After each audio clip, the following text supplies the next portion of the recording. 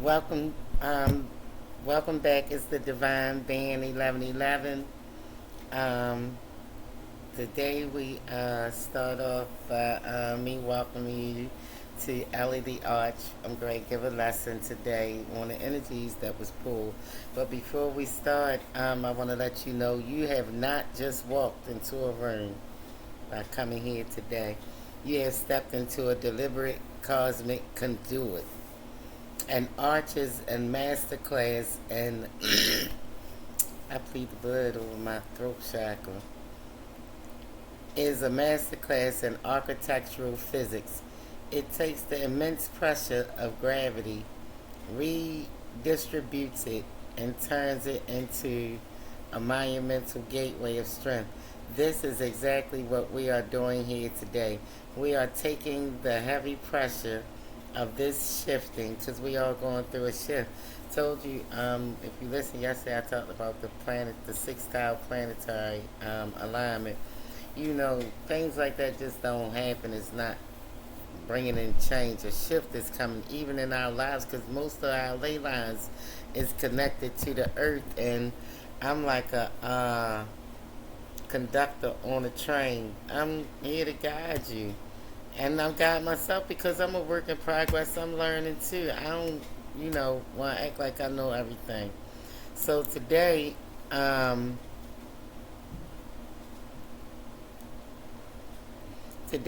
when I got the pulling, hold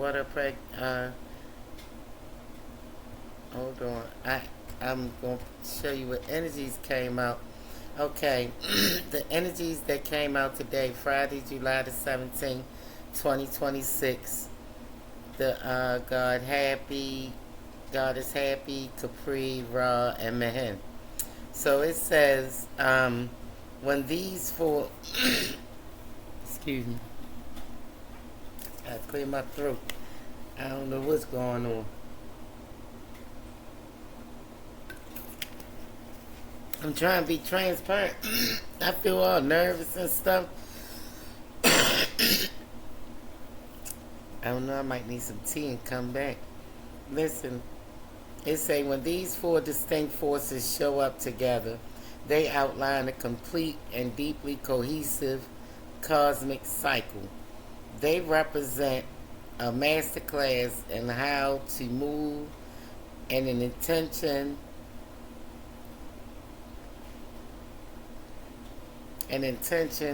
a creative spark, or a phase of life from an unmanifested state.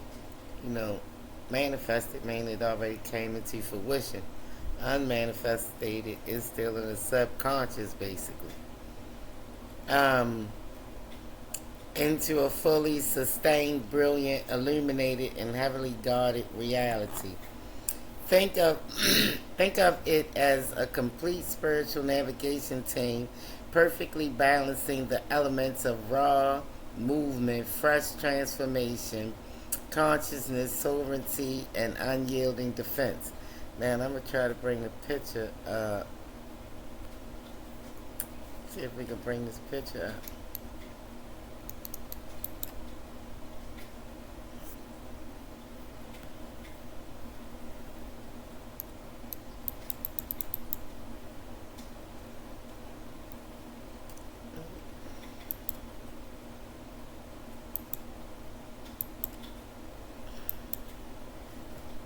I was trying to bring the picture up.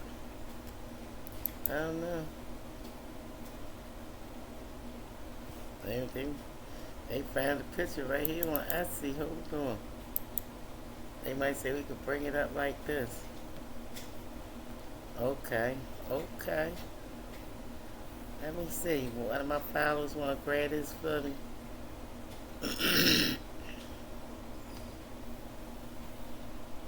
Alright. So, right now on this journey, they beneath. They have the 22 worlds, the heaven and the waters. They're in the in-between. And you see how it's a storm in the sky, but the water cool and the light, this Ra is still behind them. Because Ra in the morning, he up in the sky, and then in the beneath, he come down. So during this journey, this secret journey, they being guided through the storm, but they still on guard. So I wanted to bring this up so we can see a better image of the picture. Now go back so you know who we dealing with. It say the cosmic journey, forces of light, transformation, shielding, interacting on the solar bark. The solar bark, the solar journey is like the solar merge. So it say, think of it as a complete spiritual navigation team, perfectly balancing the elements of raw movement, fresh transformation, because you know where to hide. There's nowhere to hide. You can't even hide from yourself. Fresh transformation, conscious sovereignty, and unyielding defense. Okay, the energetic blueprint.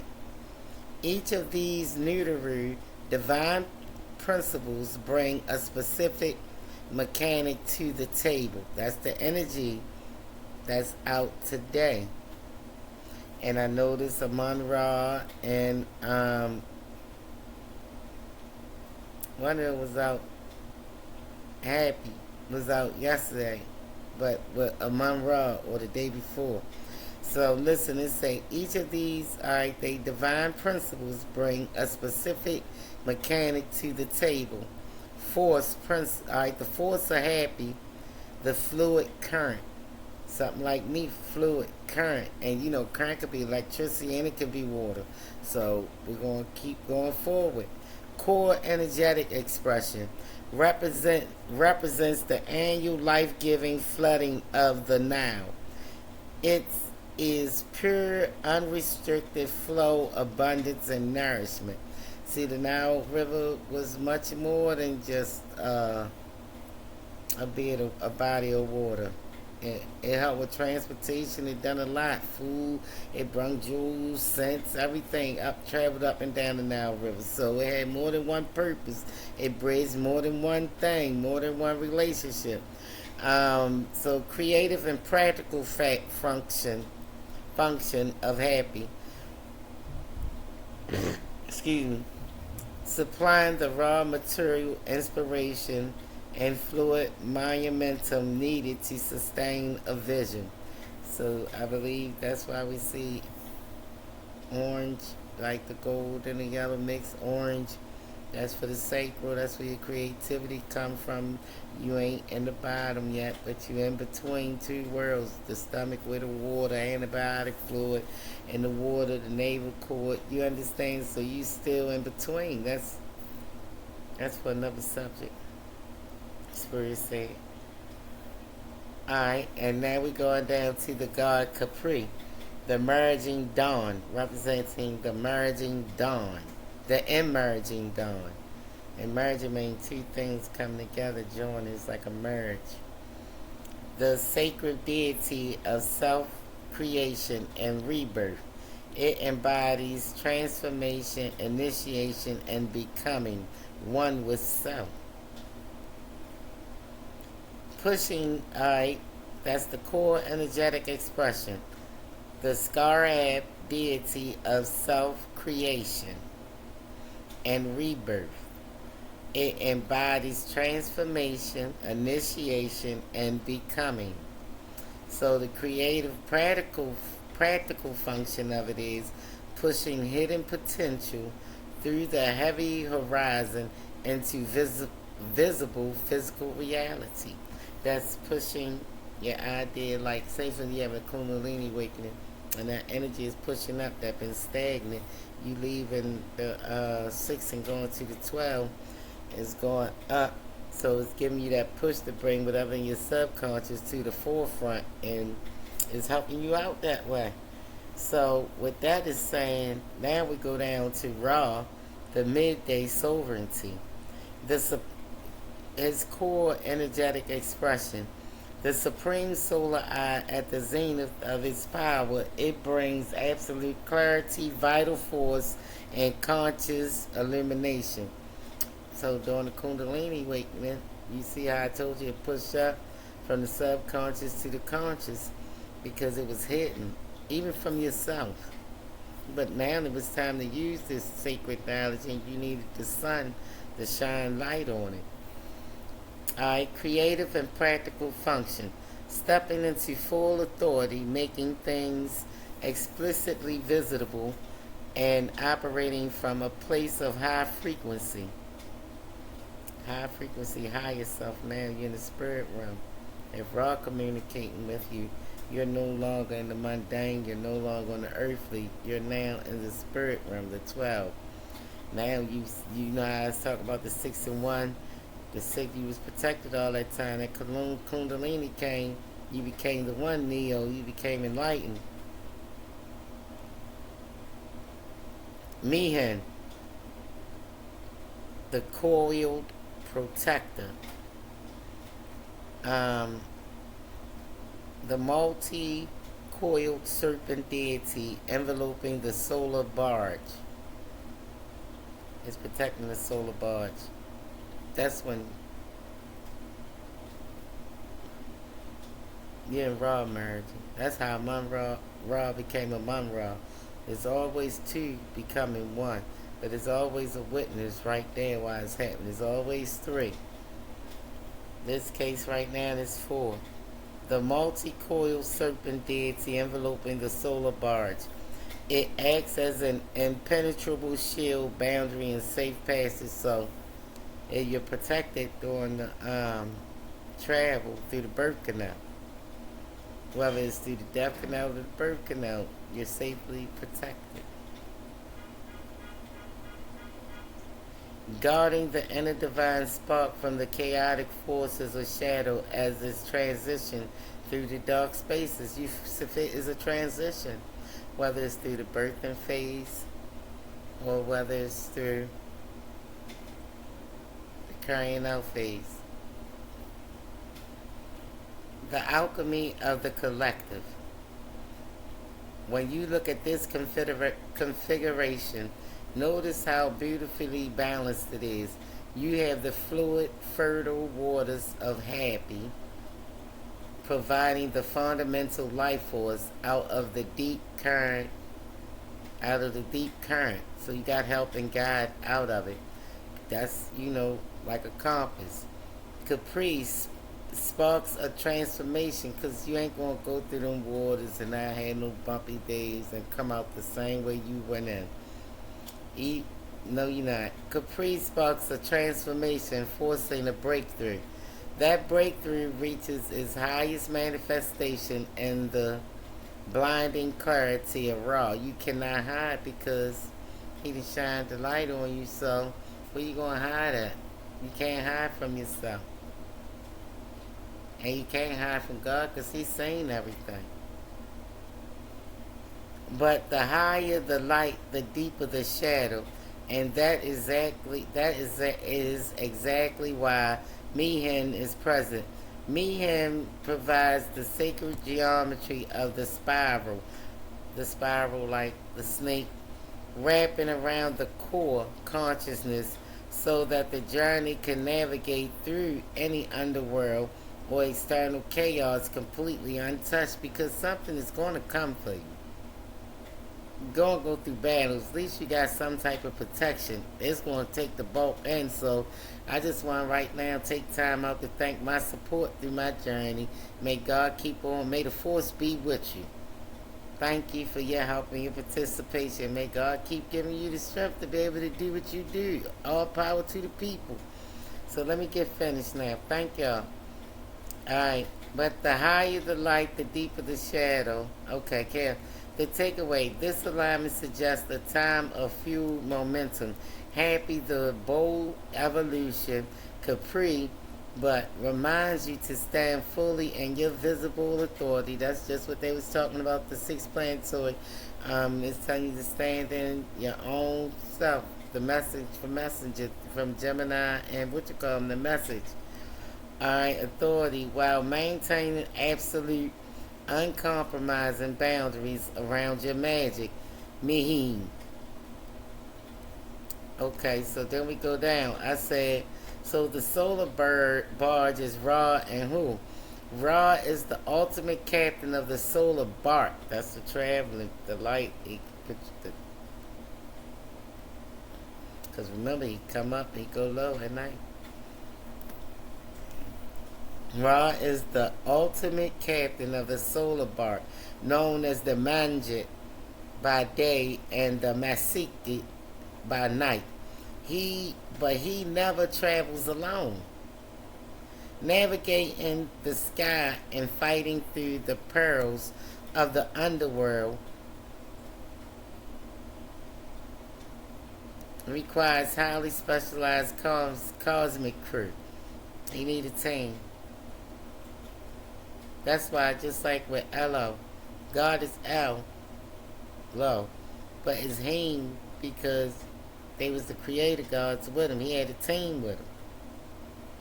Elohim. Each deity on the boat represents a specific faculty, power, or defense mechanism that Ra needs to maintain cosmic order. Maya. Here is the core dream team that rides with him. The defenders. Mehen, the enveloping shield. That's the snake. On the outside of the core of, I guess, whatever the traveling mechanism is, the boat or earth, wherever they at right there. Because I seen Mehen over top of somebody that got downloads too. So we're going to wait and see. Okay, Mehen, the enveloping shield, as mentioned in the alignment, this massive serpent coil completely around Ra's shrine on the boat, acting as a literal deflector shield against the chaotic forces of the underworld. Okay, that's good. So, okay, being protected during the journey. Set, the warrior, long before he was villainized and later myths, Set was the muscle of the ship.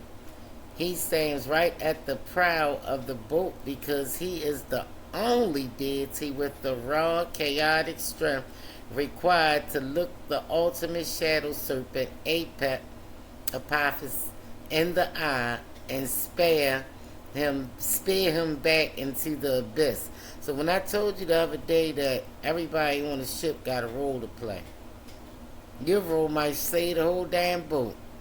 Because look at Set. He wasn't a driver, but he could get in the front of the boat and look Leviathan in the eye and send him back to the abyss.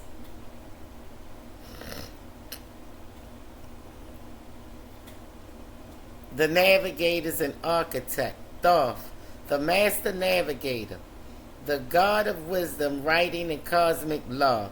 He calculates the exact trajectory of the boat, uses sacred geometry to keep it on course, and recites powerful spoken spells to ward off entities trying to capsize the vessel. You know, in layman times and in my times, they had a praying warrior with him. Excuse me. That message.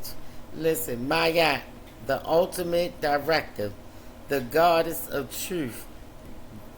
They said, check out the time when you said that.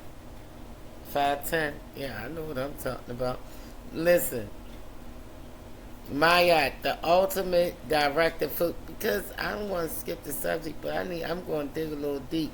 Because I feel like Thoth is in the bloodline of King David. Like King David is of the bloodline of Thoth. You feel because Thoth was around before King David. It's something about Thoth wisdom and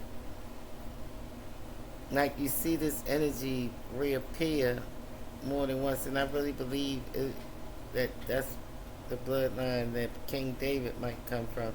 Let me continue on. I ain't just skipping, I'm going to do a little research on it later on. Listen, Thoth, the mastery navigator, the god of wisdom.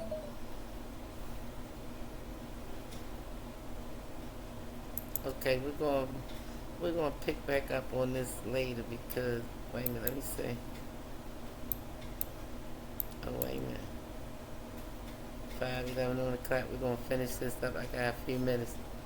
I'm gonna rock out till he dies. The God of wisdom writing the cosmic law.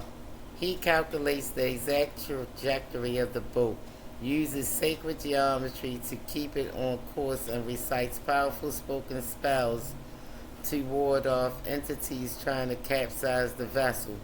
Mayat, the ultimate directive. The goddess of truth, balance, and cosmic order. She often sits at the very front of the boat, right along with Seth, beefing, because he think he know everything, always grumpy. She represents the divine law of reality. Without her presence, the boat has no path to sail on, none.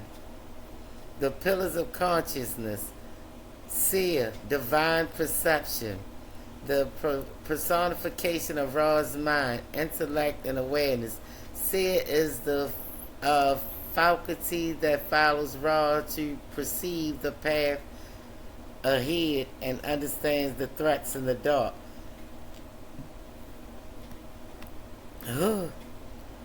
Authoritative utterance, just a sound. The personification of the spoken word. Once seer perceives the path, speaks it into existence like the thought. Seers the thought, the divine thought, the perception of thought. It is the raw power of command that makes raw will instantly manifest. Heka, the divine magic, the personification of magic itself. Heka provides the underlying supernatural energy that fuels the spoken word and sets spear. The changing of face. It is also worth noting that Ra himself changed identity depending on where the boat is in this cycle. At the bow of the ship during the dawn, you will see Khepri, the scarlet, pushing the sun over the horizon. At noon, he is Ra in his glory. By sunset, he ages into a tomb, or the ram-headed Khanum, preparing to descend into the night. They said, which one of these do I relate to? I said right now. They said right now, I said Mayat. They said Mayat isn't just a deity on the boat. She is the literal track the boat runs on. If Ra represents the ultimate light and consciousness, Mayat is the cosmic architecture that allows that light to move safely through reality without destroying itself or fracturing into chaos. Mayat cosmic architecture that allows that light to move safely through. It's like a container, like say for instance you got a funnel, and so the oil won't waste out. It goes through, you use the funnel so it can balance and shape it. It's something like a funnel for the light to go through so it won't be in the midst of the chaos, it'll still be protected. Without Mayat, the solar bark would instantly capsize because there would be no natural law, no gravity, no divine order keeping the universe in place. This is Mayat right here. Can you see her?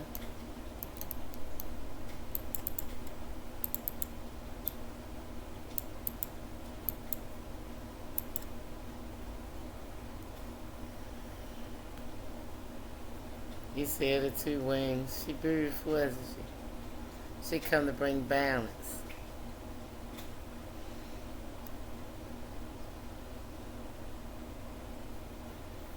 It's a Mayat, the principle of equilibrium and divine structure.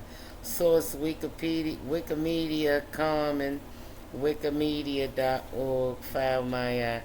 Goddess. Look at it. You know, she ain't come to play. She come and do her father bit. That feather in her head. Anubis already weighed your heart. She coming out. The structural mechanics of Mayat. To understand Mayat's true function, it helps to look past the modern definition of justice or morality and look at her as a force of perfect collaboration and cosmic physics. the blueprint of reality. In the creation myth, Ra doesn't create Maya. Maya is with him from the absolute beginning. She is the geometric precision, the rhythm of the stars, the seasons, and the steady breath of life. This is the truth I'm burping. Like a mom, John. Return all them heart attack spells, descender. I have a purpose. You have my collective here got a purpose. And what did we say to the God of death? Not today, not today, death, not today. The standard of the feather. And I was just talking about that feather. Her symbol is the ostrich feather. Shu. It represents weightlessness, air, absolute truth. When a person's heart was weighed against her feather in the hall of Maya, it wasn't about being sinless in a modern sense. It was about being unburdened, aligned, and in perfect equilibrium with the natural flow of the universe. Reciprocity and flow. Maya operates on the principle that every action has a cosmic ripple. If you feed the structure by speaking truth, practicing balance, and operating with integrity, the structure sustains you. It's just like you got a plant. If you water it, or Doug, if you feed it and take care of it and love it, it's going to protect you. Ain't got to say a word. Somebody come near you to harm you, it's going to attack.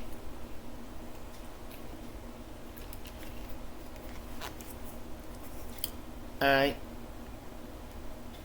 While the deities like Set was Ra's aggression to fight off chaos and Thoth used calculation, Mayat weapon is her sheer stability.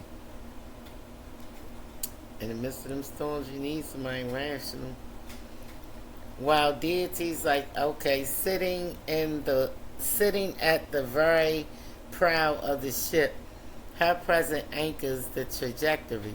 She ensures that even when the boat dips into the deepest darkness of the underworld during the midnight hour, the absolute cosmic law remains unbroken. Her presence guarantees that dawn will happen because the cycle is bound by an immutable promise of cosmic balance. In the context of the energies that showed up for today, alongside the flow of Hapy, the rebirth of Khepri, the sovereignty of Ra, and the protection of Mehen, Maya is the one who stabilizes all of it. She ensures the flow doesn't become a flood, the fire doesn't burn out, and the protection serves a flawless divine purpose. Examine, I'm going to show you the 42 laws. I'm not skipping it, but I'm going down to show you, give you, a little bit of insight on the 42 laws of Maya. Alright, the 42 declarations of Maya, traditionally found in the papyrus of Anna, are often misunderstood as a rigid, moralistic list of sins in ancient Egyptian metaphysics. However, they function as a mathematical formula for energetic collaboration. That's all about the merge and the barge. The merge, you need knowledge. You need truth, knowledge, wisdom, and understanding. You gotta understand what you're taking in. You just can't go touching stuff. That's why I was talking about them emerald tablets that people don't do enough reading. You can't just read. You gotta comprehend and understand what you read. You can't just go touching stuff that been around way before you existed. You might not even been somebody that reincarnated and think you got the right to touch something and go open up something and then everything else shut down because your dumb ass touched something you ain't had no business touching. My apology for cussing, but that's how I felt. The 42 declarations of Maya, traditionally found in the papyrus Anna, are often understood as rigid, moralistic lists of sin. In ancient metaphysics, however, they function as a mathematical formula for energetic collaborations. They are called the negative confessions because declaring that you had not done was a way of proving that your personal energy field was completely free of dense, low vibrational attachment. To return these 42 declarations into a practical framework for modern alignment, we could collapse them into four core pillars of structural integrity. This removes the dense historical wording and reveals the underlying geometric template for keeping the heart matrix as light as a feather. The 42 declarations group, because somebody must have been wondering how they could live up, because I read some of they asked you, the question she asked it, they said, you tell a lie? I have not told lies. Absolute truth, speaking only that aligns with reality, eliminating deception, which fractures the throat chakra. I have not spoken burningly or with rage. I'm lying. I did all this. I have not multiple, but did I ask God to forgive me for my sins and drop them at the cross? Yeah. So I guess, in the process, okay. And because my heart got weighed by the feather, I felt it one time. So this is really what they ask you. They ask you, I have not been envious or jealous. No. I have not judged hastily or wrongfully. No. I have not been arrogant or puffed up with pride. No. I have not wallowed in grief or artificial sadness. No. I have not acted with insolence or deceit. No.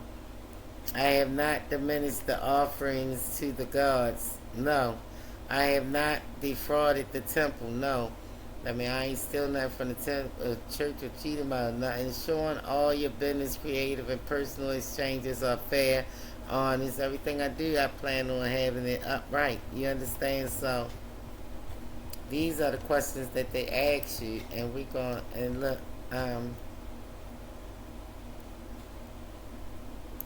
Look, yeah, this mother. I'm trying to get it up there for y'all. Look.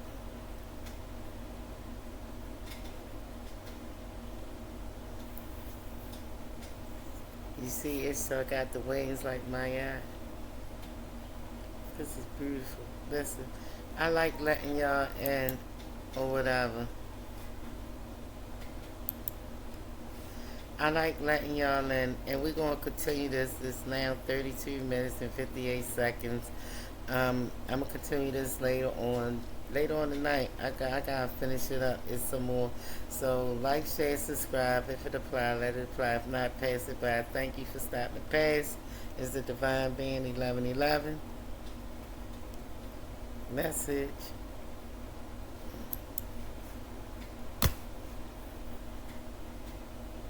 It's when we